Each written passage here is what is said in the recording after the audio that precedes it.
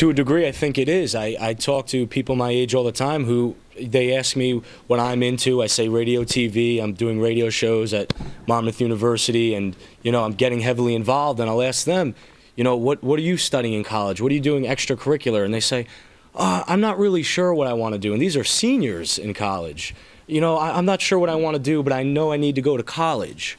So I'm thinking, you're spending thousands of dollars and you don't even know what you want to do, and your time's almost up in college. Anybody know anybody who is going to graduate school just to placehold? Raj, actually, down here in front? Yeah, I know a lot of people that are going to grad school for the simple fact of, well, I don't have anything else to do. Might as well kill time and hope the economy is better when I graduate grad school. I know a lot of people are doing that. What happens when they get to the end and they're now more in debt?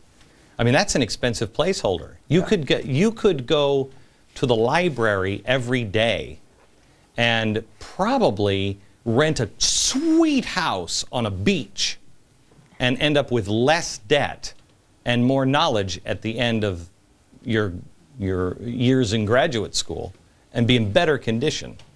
Yes? I think most students go to college for the purpose of getting a job after college, and a lot of kids don't know what they're doing when they go to college, and a lot of people do figure out what they want to do in life when they're in college.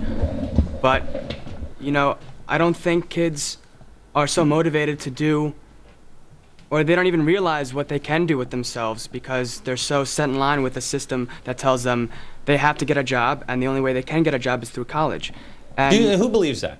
Who believes that the only way you can get a job? Sally, you believe that? The only way you can get a job is through college? Absolutely. I think, unfortunately, it's playing within the rules for now and trying to stay. I mean, I could tell you I'm an example of someone who has definitely, education has become so institutionalized in a way that it's definitely failed me beyond belief. I mean, my GPA does not say anything about who I am. I mean, I founded an organization called the Youth International Empowerment. We went to Egypt this past December.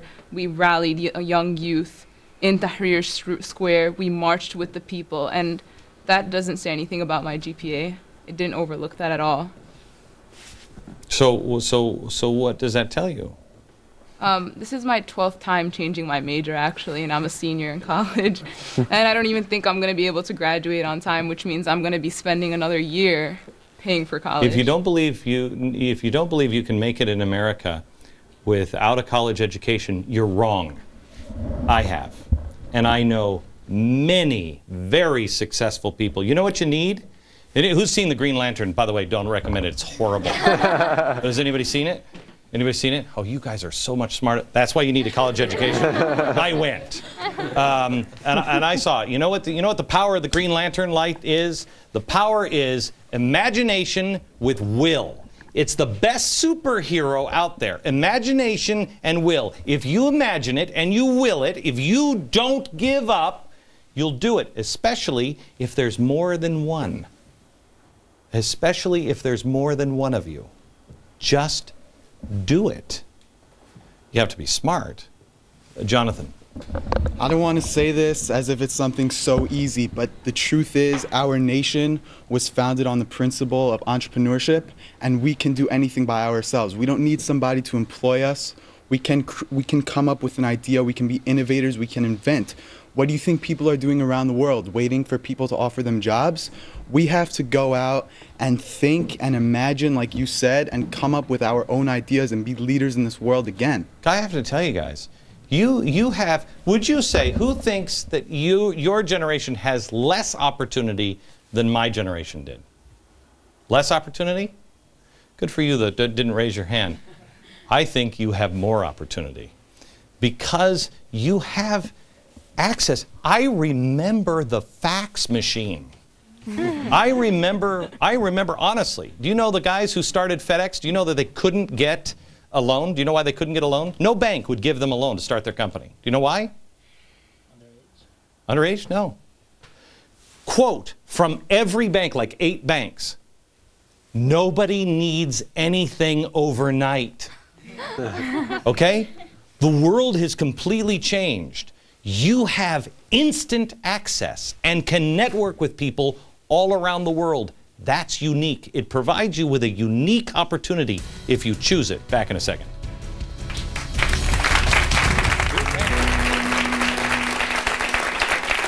So Raj and I were just talking. This is a group of everybody under 25, generally everybody under 25.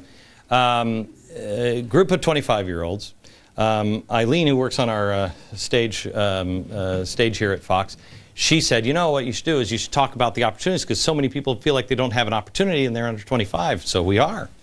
And Raj and I were talking about this during the commercial break.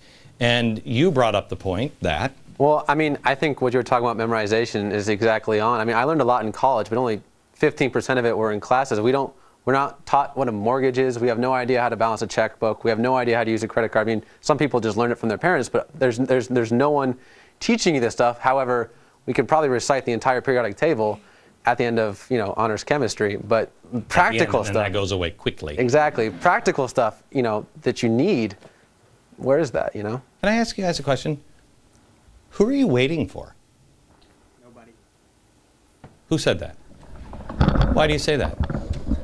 One thing that I learned at college was that there actually are plenty of opportunities in the world. I lived in a great house with a lot of really great people who knew a lot about a lot of different things, and I saw so many opportunities. I started a website company with my partner here, Jared Ringel, and first Are you two evil capitalists?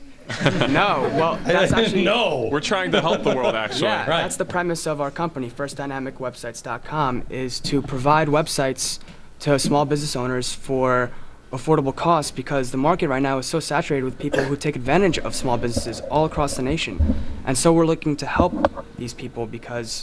I have news for you. Don't ever, if anybody ever asks you if you're a capitalist again, yes! Yes, I am. You know what system has saved more lives and cured more people of illness and provided more people with warmth and food than anything else on the planet? Capitalism.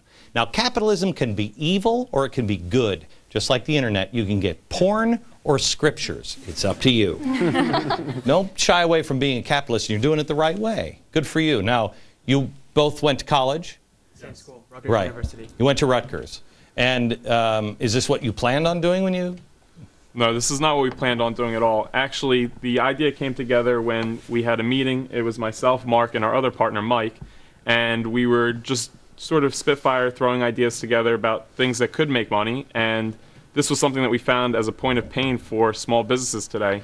And we feel that between the 3 areas that we've studied and had internships and experiences in, we'd be able to combine that together to create and develop the business that could actually help people. So here's the question again that I asked, and Mark was the only one that answered it. Who are you waiting for? Nobody.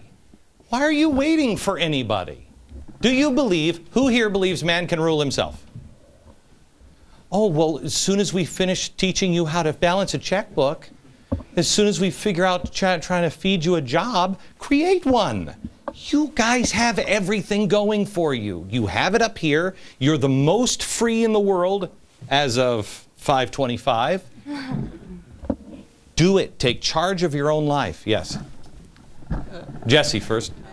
Go ahead. Isn't it too much to ask for the universities to give us everything that's exactly pertinent to what we're going to do in the future? Because the universities really can't predict what we're going to need in the future. They're just going to make us aware of things that maybe weren't before. And isn't there a cost to self-education?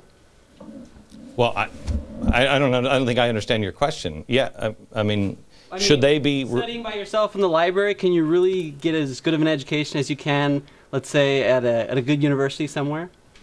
Yes. Yeah, I think you. I think if you have mentors, I think you can. I will tell you. I took 1 semester at Yale, and my professor said to me, he said, why are you here? I was 30. I was paying for it for myself, and I just wanted answers.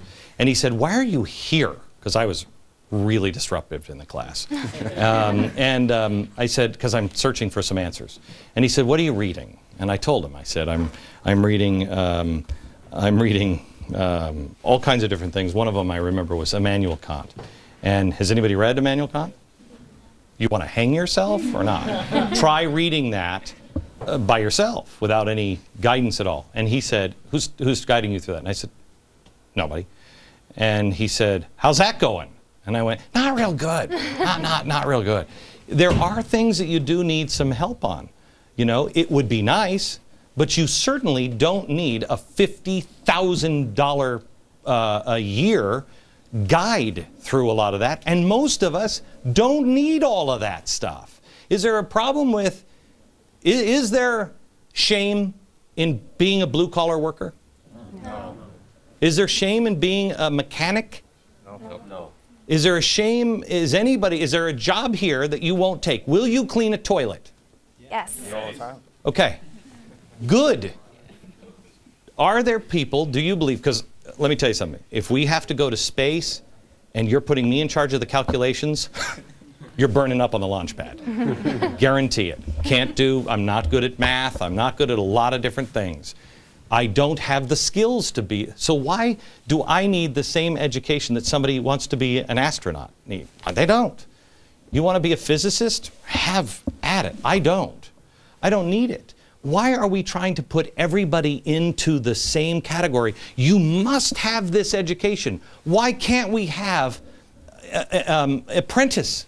Why can't you come? Somebody you want to do television and radio? Yes. You come work for me. Why can't I've done it here with John? John worked at he was going to Columbia. Yeah, I went to Columbia and I've interned for you for 2 years now.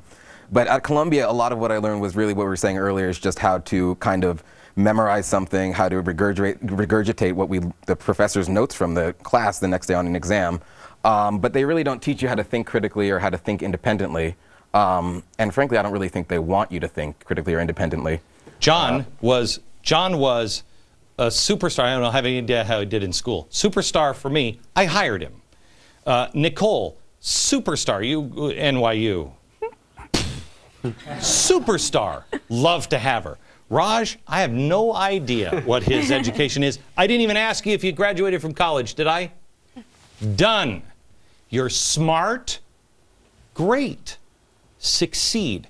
You start finding people that think like that, and you start gathering people, and you guys who are the entrepreneurs, you be those people. You teach. You have a responsibility to teach. You don't need all of the... America was founded against the guilds. We don't have gatekeepers here. You do it yourself. Back in a second.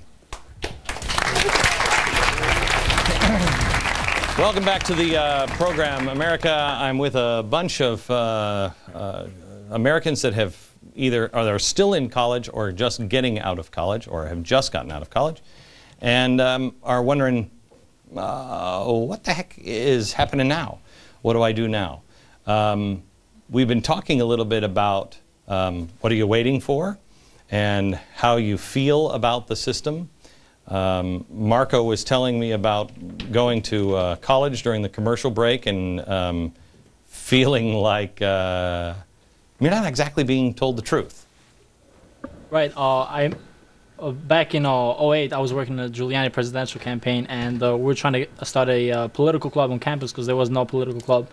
And we decided to open the John Jay College Republican Club. But the moment we said, it's the Republican Club, all of a sudden, everything changed. So we were told that, oh, it's illegal because it's public school. But then again, there was other schools like BMCC, which is also a community school that had a Republican club on campus. And then as far as in our school, they said we need a Democratic club president in order to have a Republican club. And then, well, our discussion was, well, you have a Christian club and not a Muslim club. You have a fiction club and not a non-fiction club. So, like, where does that stand?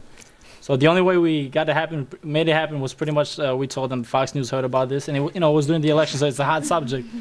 So we said Fox News heard about it, right? And we said they want to make a story on it. So within 5 minutes, we received a phone call that all of a sudden it was a misunderstanding. So what did that teach you besides to maybe exaggerate the truth a little bit? What did that teach you? Well, one of the lessons was don't give up, If you think you could do it, just don't give up. Keep doing what you believe, because if you really believe in it, it's going to happen. So. See, I contend that life experience is worth far more than what you're putting in college. You were saying a few minutes ago that you are an accountant, right? Yes. And we'll tell your story.